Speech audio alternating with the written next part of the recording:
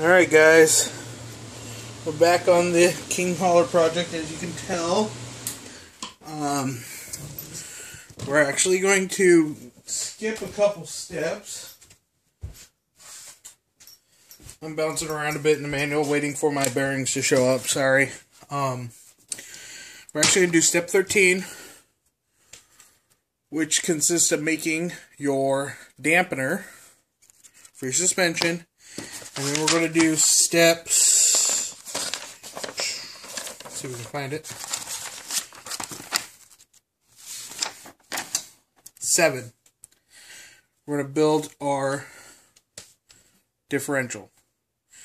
This differential is open. It's not like the Clodbuster, which I'm pretty sure is a closed differential. It's just locked up. This one is not. So we'll get some wheel spin. If one wheel locks up, the wheel with the least amount of traction will end up spinning up. No big deal. We're going to fix that later in a different video when we get some more upgrade parts. So we're going to go ahead and build up our shock absorber. I already did, or our dampener. I've already built 5 of them, just because, I mean, it's pretty straightforward. But this is a build, and I do want to show how it's done, so that way we're at least on the same page. Now, it calls for these guys, little guys here, which are F14, if I recall, off of the manual. Now, F14 comes off of a parts tree.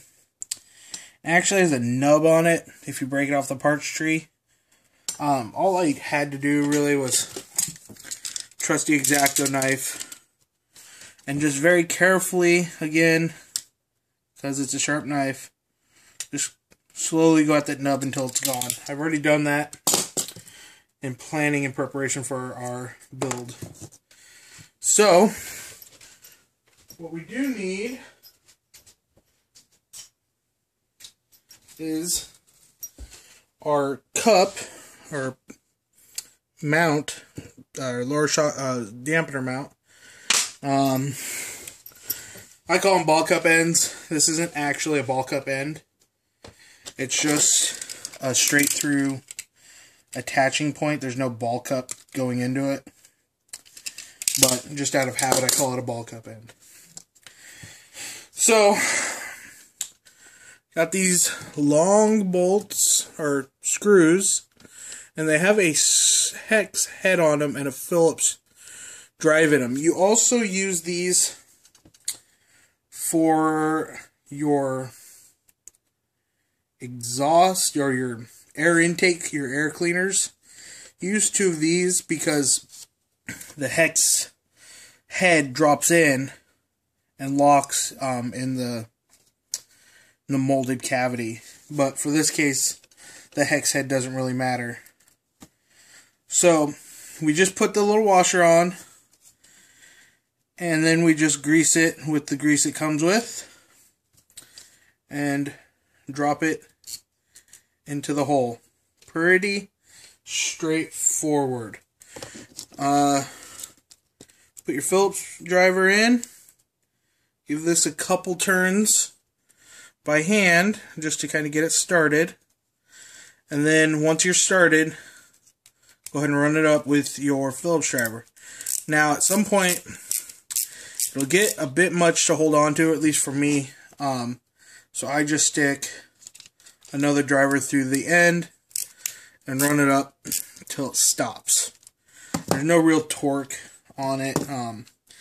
I just run it up till it stops for uniformity. You can leave it a bit longer if you want longer dampeners, or shorter if you want shorter dampeners. Then you take the little black spring. There's 6 of them in the kits. Don't lose them because they don't give you any spares for this. I'm noticing they're pretty spot on their hardware. No real extras to be stated for. So, there you go. Simple as that, you have a dampener. You can see that you push in and it spring loads back out. I don't really know why they call for grease. Kind of, it just kind of floats in there. But grease it nonetheless. Now, for the differential, it also calls for grease. You need 2 of the big bevels, 3 of your spider. If you're a mechanic, you know those are spider gears. Your star bit for your spiders, and 2 washers, which are just shims, really, not really washers. They do call for using your Tamiya grease for this, but I am out in the Great Northwest and it rains every day. So I've taken a hint from another guy up in Canada, goes by DJ Medic. Check his stuff out, it's pretty cool. Marine grease. It's perfect for what you do. It's waterproof. It's not going to wash away.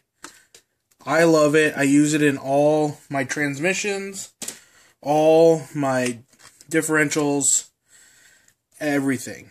I use it for everything. I even put it on my heads of my screws and stuff so they don't rust. But this thing is going to 100% guaranteed see water, see rain, see mud. I'm going to put this little truck through its paces. So, just get a little bit on your finger, dab it on the washer, stick the washer on your first bevel gear, put a little more on. Don't, you can lather it on, you can use it sparingly, is what Medic always says. Now, once you've got that going on, just put a little bit right in the center, and it covers the top of the gear for our next step, which is our spider gear retainer, or your, holder, stay putter, whatever you want to call it. I don't know the exact term. So, the spider gears go in geared facing the center. It won't work the other way. Don't try it. Well, go ahead and try it. It just won't work. That goes in just like that. There's actually notches in the differential right there, so you can line up and get everything the way you want it. It'll only work if you get it lined up. So we repeat. Dab a little grease on the whole mix. Nice even coating. Don't go overboard. You will get a bind-up issue sometimes. In this particular case, I'm hoping to get a bit of a bind-up issue because, like I said, it's an open diff. I'm hopefully going to be able to get it to act more as a limited slip. So, you put your last bevel gear on. Just grease around the edge a little bit. Stick on your top and grease, or your washer, grease around the edge a little bit more. Excuse me real quick, I'm going to clean my hands. And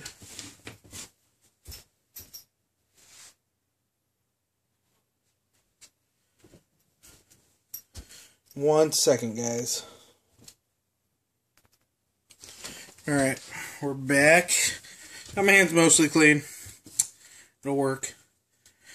Now, this guy is your other half of your gear, or your differential, and it just drops on like so.